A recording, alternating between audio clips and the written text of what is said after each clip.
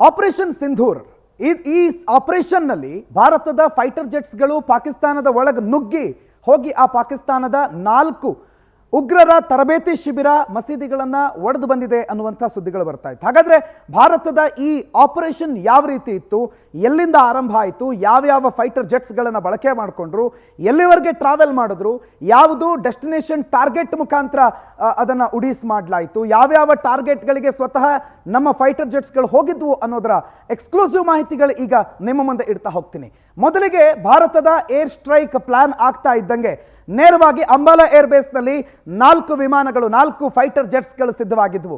ಒಂದು ರಫೇಲ್, ಒಂದು ಸುಖೋಯ್ ಮತ್ತು 2 MiG-30. ಈ 4 ಯುದ್ಧ ವಿಮಾನಗಳಲ್ಲಿ ಹಲವು ಕ್ಷಿಪಣಿಗಳನ್ನು ಹಿಡ್ಕೊಂಡು ಭಾರತೀಯ ಸೇನೆ ರೆಡಿ ಆಗಿತ್ತು. ಅದನ್ನು ನಾನು ನಿಮಗೆ ಮ್ಯಾಪ್ನಲ್ಲಿ ತೋರಿಸ್ತಾ ಹೋಗ್ತೀನಿ. ಇದು ಅಂಬಾಲಾ ಏರ್ ಬೇಸ್ ಅಂತ, ಇದು ಬರೋದು ಹರಿಯಾಣದಲ್ಲಿ, ಪಂಜಾಬ್ ಮತ್ತು ಹರಿಯಾಣದ ಗಡಿಯಲ್ಲಿ, ಅಂದರೆ ಕೇವಲ 100 ಕಿಲೋಮೀಟರ್ ವ್ಯಾಪ್ತಿನಲ್ಲಿ ಈ ಏರ್ ಬೇಸ್ ಇದೆ. ಈ ಏರ್ ಬೇಸ್ ಅನ್ನೇ ಬಳಕೆ ಮಾಡಿಕೊಂಡು ನಮ್ಮ ಏರ್ಕ್ರಾಫ್ಟ್ಗಳು ಟೇಕ್ ಆಫ್ ಆಗ್ತವೆ.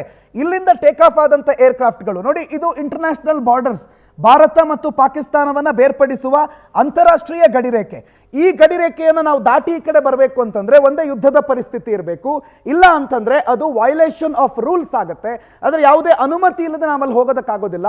ಸೊ ದಟ್ ನಾವು ಈ ಜಾಗವನ್ನು ಕ್ರಾಸ್ ಮಾಡಿದಾಗ ಪಾಕಿಸ್ತಾನಿ ಸೈನ್ಯ ನಮ್ಮ ಏರ್ಕ್ರಾಫ್ಟ್ ಅನ್ನ ಹೊಡೆದಾಕುವ ಸಾಧ್ಯತೆಗಳಿರುತ್ತೆ ಅವರ ಆಂಟಿಡೋಮ್ ಅಥವಾ ಏರ್ ಮಿಸೈಲ್ ಸಿಸ್ಟಮ್ಗಳಿಂದ. ಹಾಗಾಗಿ ಭಾರತ ಮೊದಲಾಗಿ ಒಂದು ಬಹಳ ದಿಟ್ಟ ಹೆಜ್ಜೆಯನ್ನು ತಗೊಂಡಿತ್ತು. ಅಂದ್ರೆ ಇಲ್ಲಿಂದ ಪಂಜಾಬನ್ನು ಬಳಕೆ ಮಾಡಿಕೊಂಡು ಈ ಗಡಿ ರೇಖೆಯಲ್ಲೇ ನಮ್ಮ ವಿಮಾನಗಳು ಸ್ಟಾಗ್ನೆಂಟ್ ಆಗಬೇಕು. 4 ವಿಮಾನಗಳನ್ನು 4 ಏರ್ಕ್ರಾಫ್ಟ್ಗಳನ್ನು ಹೇಳಿದೆ. ಅದರಲ್ಲಿ 1 ಏರ್ಕ್ರಾಫ್ಟ್ ಲಾಹೋರ್ ಬಳಿ, ಇನ್ನು 2 ಏರ್ಕ್ರಾಫ್ಟ್ ಪಂಜಾಬ್ ಮತ್ತು ರಾಜಸ್ಥಾನದ ಗಡಿ ಭಾಗದಲ್ಲಿ, ಮತ್ತು ಒಂದೇ ಒಂದು ರಫೇಲ್ ವಿಮಾನ ಬಹಲ್ಪುರದ 100 ಕಿಲೋಮೀಟರ್ ದೂರದಲ್ಲಿ. ಇದು ಬಹವಾಲ್ಪುರ. ಈ ಬಹವಾಲ್ಪುರ ಏನು ಗಮನಿಸ್ತಾ ಇದ್ದೀರಿ, ಇಲ್ಲಿ ಆಗುವ ದಾಳಿಗೆ ಆ ವಿಮಾನವನ್ನ ಕೇವಲ 100 ಕಿಲೋಮೀಟರ್ ದೂರದಲ್ಲಿ ನಿಲ್ಲಿಸಿಕೊಳ್ಳಲಾಗಿತ್ತು. ಯಾಕಂದ್ರೆ ನಾವು ಬಳಕೆ ಮಾಡಿದ್ದು ಬ್ರಹ್ಮೋಸ್ ಮತ್ತು ಸ್ಕಾಲ್ಪ್ನ ಶಕ್ತಿ ಸಾಮರ್ಥ್ಯಗಳ ಬಗ್ಗೆ ಮಾತಾಡಿದ್ರೆ ಹಾಫ್ ಆಫ್ ದ ಪಾಕಿಸ್ತಾನ್, ಅಂದ್ರೆ ಅರ್ಧದಷ್ಟು ಪಾಕಿಸ್ತಾನವನ್ನ ಭಾರತದ ಗಡಿ ನಿಯಂತ್ರಣ ರೇಖೆಯ ಒಳಗೆ ನಿಂತುಕೊಂಡು ಆ ಟಾರ್ಗೆಟ್ ಅನ್ನ ಉಡೀಸ್ ಮಾಡಬಲ್ಲ ಶಕ್ತಿ ನಮ್ಮ ಬ್ರಹ್ಮೋಸ್ಗಿದೆ ಮತ್ತು ಸ್ಕಾಲ್ಪ್ಗಿದೆ. 400 kg ಸಿಡಿತಲೆಗಳನ್ನು ಹೊತ್ಕೊಂಡು ಹೋಗಿ ಅಲ್ಲಿ ಸ್ಫೋಟ ಮಾಡುವ ಒಂದು ಅತ್ಯಾಧುನಿಕ ತಂತ್ರಜ್ಞಾನವನ್ನು ನಾವು ಬಳಕೆ ಮಾಡ್ಕೊಂಡಿದ್ವಿ. ಅದನ್ನೇ ಬಳಕೆ ಮಾಡ್ಕೊಳ್ತಾ ನಾವು ನೇರವಾಗಿ ಬಹವಲ್ಪುರದ ಮೇಲೆ ಅಟ್ಯಾಕ್ ಅನ್ನ ಮೊದಲಿಗೆ ಮಾಡಲಾಗುತ್ತೆ. ನಾನಾಗಲೇ ಹೇಳಿದೆ, ಈ ಭಾಗದಲ್ಲಿ, ಹರಿಯಾಣದ ಈ ಭಾಗದಲ್ಲಿ ಇರುವಂತಹ ಏರ್ ಬೇಸ್ನಿಂದ ಮೊದಲಿಗೆ ಬಹವಲ್ಪುರ, ಆಮೇಲೆ ಲಾಹೋರ್ನ ಸುತ್ತಮುತ್ತ ಇರುವಂತಹ ಒಟ್ಟು 4 ಗಡಿಗಳ 4 ಪಾಯಿಂಟ್ಸ್ಗಳನ್ನು ಟಾರ್ಗೆಟ್ ಮಾಡಿ ಮೊದಲ ಸ್ಟ್ರೈಕ್ ಇಲ್ಲೇ ಮಾಡಲಾಗುತ್ತೆ. ಅದಾದ ಮೇಲೆ ಮುಂದಿನ ಗುರಿ ಇದ್ದಿದ್ದು ಈ ಭಾಗದಲ್ಲಿ, ಜಮ್ಮು ಕಾಶ್ಮೀರದಲ್ಲಿ ಒಂದಿಷ್ಟು ಭಾಗ ಭಾರತದ ಆಡಳಿತಕ್ಕೊಳಪಡುವಂತಹ ಭಾಗ. ವೆರಸ್ ಈ ಭಾಗ ಏನಿದೆ ಅದನ್ನ ಆಜಾದಿ ಕಾಶ್ಮೀರ್ ಅಂತ ಕರೀತಾರೆ, ಅಥವಾ ಪಾಕಿಸ್ತಾನಿ ಅಡ್ಮಿನಿಸ್ಟ್ರೇಡ್ ಕಾಶ್ಮೀರ್ ಅಂತ ಕರೀತಾರೆ. ಈ ಪಾಕಿಸ್ತಾನಿ ಅಡ್ಮಿನಿಸ್ಟ್ರೇಡ್ ಕಾಶ್ಮೀರ್, ಈ LOC ಅಂತ ಏನು ಹೇಳ್ತೀವಲ್ಲ, LOCಗೆ ಇರುವಂತ ನಿರ್ಬಂಧ ನಮಗೂ ಮತ್ತು ಪಾಕಿಸ್ತಾನಕ್ಕೆ ಮಾತ್ರ. ಯುದ್ಧದ ಸಂದರ್ಭದಲ್ಲಿ ಪಾಕಿಸ್ತಾನದ ನಿರ್ಧಾರ ಅಥವಾ ಆ ಸಂಬಂಧ, ಏನೋ ಟ್ರೀಟಿ ಇದೆಯಲ್ಲ, ಅದನ್ನು ಮೇಂಟೈನ್ ಮಾಡುವ ಅಗತ್ಯತೆ, ಅದರ ಅನಿವಾರ್ಯತೆ ಏನು ನಮಗಿಲ್ಲ.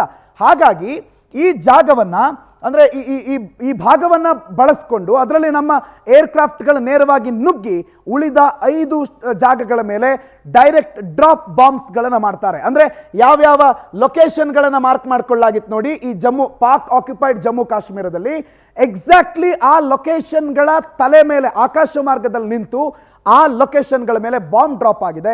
ಬಹುತೇಕ ಭಾರತದ ಸುಧಾರಿತ ಬಾಂಬ್ಗಳನ್ನು ಇಲ್ಲಿ ಬಳಕೆ ಮಾಡಿಕೊಂಡು ಈ 5 ಜಾಗವನ್ನ ಅಲ್ಲಿ ಉಡೀಸ್ ಮಾಡಲಾಗಿದೆ. ಸೊ ಒಂದಂತೂ ಬಹಳ ಸ್ಪಷ್ಟ, ಭಾರತದ ಯಾವುದೇ ಏರ್ಕ್ರಾಫ್ಟ್ ಪಾಕಿಸ್ತಾನದ ವಾಯುನೆಲೆಗೆ ಎಂಟ್ರಿ ಕೊಟ್ಟಿಲ್ಲ. ಸೊ ಅವ್ರು ನಮಗೆ ಅಟ್ಯಾಕ್ ಮಾಡೋ ಸಾಧ್ಯತೆನೇ ಇಲ್ಲ. ಒಂದು ವೇಳೆ ಭಾರತದ ಒಳಗೆಲ್ಲ ಬಂದು ಅಟ್ಯಾಕ್ ಮಾಡಿದ್ರೆ ಭಾರತ ಸುಮ್ಮನೆ ಬಿಡೋದಿಲ್ಲ, ನೆನಪಿರ್ಲಿ ಅದನ್ನ.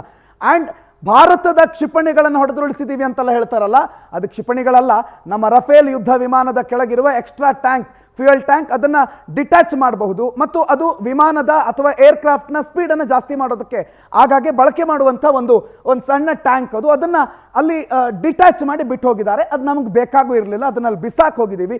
ಪಾಪ ಪಾಕಿಸ್ತಾನದವರು ಅದೇ ನಾವು ಹೊಡೆದಿರೋ ಟಾರ್ಗೆಟ್ ಅಂತ ಅನ್ಕೊಂಡ್ರು, ಅದೇ ರಫೇಲು ಅಂತ ಅನ್ಕೊಂಡ್ರು. ಬಟ್ ಇನ್ಫ್ಯಾಕ್ಟ್ ಅದು ರಫೇಲ್ ಅಲ್ಲ, ರಫೇಲ್ನ ಕೇವಲ ಒಂದು ಟ್ಯಾಂಕ್.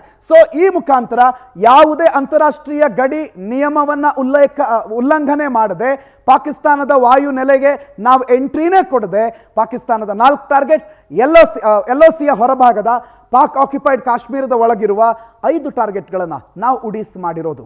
ಸೊ ಇದು ಬಹಳ ಕ್ಲಿಯರ್ ಆದಂತಹ ಏರ್ ಅಟ್ಯಾಕ್ ಆಪರೇಷನ್ ಸಿಂಧೂರ್ನ ಗ್ರಾಫಿಕಲ್ ಮತ್ತು ಮ್ಯಾಪ್ ರೆಪ್ರೆಸೆಂಟೇಷನ್.